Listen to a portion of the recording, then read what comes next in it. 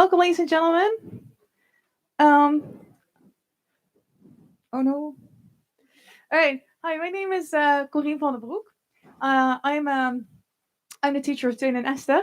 I teach at the Varenholm College in Ostend, it's in the south of the Netherlands. I teach English, and I've participated into COLA projects for 2 years now. This is my second project. I've always worked together with the school in Germany, and my partner is always Philip Glazer, who's also an English teacher.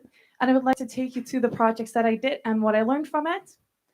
And I'm going to compare the two projects a little bit. So the first project I did was with my lower secondary classes. So we're 16 students, 8 German ones, 8 Dutch ones. They were aged 13, 14. And the Dutch students, so my students, were part of our school's bilingual stream, which means that half of the classes, they get taught in English and the other half in Dutch. And we did 3 tasks, and they were all on Big Blue Button. This year, I participated with my upper secondary students, and all of them are with me today, so they're going to say something as well. And thank you. And they're age 16, 17, I double checked. And they are not in our bilingual stream, but they do follow our mainstream pre-academic program. We also did 3 tasks.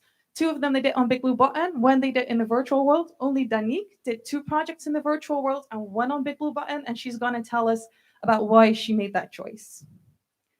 All right, so part of the reason that we did this project is we wanted to give students more autonomy, but we also noticed very quickly that we had to help them with that. And we did that on 3 main points. So the first was task organization. And one thing I did was already mentioned, so I make sure I had a WhatsApp group and all the students have my number, so if something went wrong, they could call me or text me and I could help them right away. And what I noticed is that for my younger students, they needed that much more than the older students. They contact me much more frequently, they have much more questions. Also, we had to help them out quite a lot. So I organized quite clear tasks, they had clear deadlines, but I also set up their meetings. So I told them, you're going to meet your partner, then this time, make sure you're there.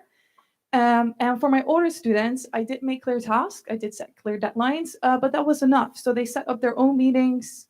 I didn't really help them with that. They all did that on their own. There was also some guidance on rapport building. And here we noticed that for both the groups, it really depends on the student, how much guidance they need for that. Like you've already heard, it is sometimes difficult for them to really build a relationship with their partner, especially in an online environment, because it's more difficult. And what we did was basically what Esther already mentioned. So the very first task we had was the getting to know each other task. We did a pre-task and we talked about like, what is a natural conversation? How do you make sure you have a natural conversation? What if there is an awkward silence? What can you say? What can you do? And I'm glad to hear it helped. And we gave them pedagogical guidance because we thought it was important that they realized what they were learning. So every task had a pre-task for the second project, so for these students. And in the pre-task, we asked them, what do you hope to learn? What are you going to focus on? What's important for you? And then in the post-task, we asked them to reflect on that. So did you actually learn that? Was that where your attention went to? Obviously, as with all projects, there were challenges for the pedagogical guidance. It was sometimes difficult to really get students aware of the fact that they were actually learning something. And what I noticed for the younger students, to get them involved with the task needed to be fun. And they really needed to be focused on getting to know the other partner. And for my older students, the topic was more important for them to really get involved. So if they didn't find a topic interesting, they find it difficult to really be engaged.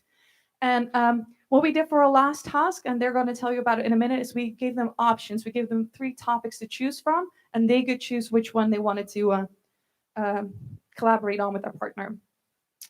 Organizational challenges. The first time I did this project with my younger students, I didn't have a clear time path. It was a huge mistake because I was constantly behind my own schedule. So these students, they had finished task 1 and I still had to create task 2, and it was very stressful. And this time around, me and my partner, we had our time path ready before we started. We had our tasks ready before we started. It was more relaxed for us, more relaxed for the students.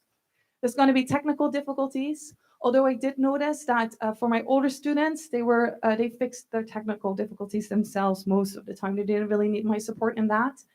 And I also noticed because they were so independent, I sometimes sort of lost sight of them. And then someone would come to me 2 weeks after deadline and said, "Oh yeah, by the way, I haven't met up with my partner yet." And I would think, "Oh, how did I miss that?" So that was maybe a bit of a challenge as well.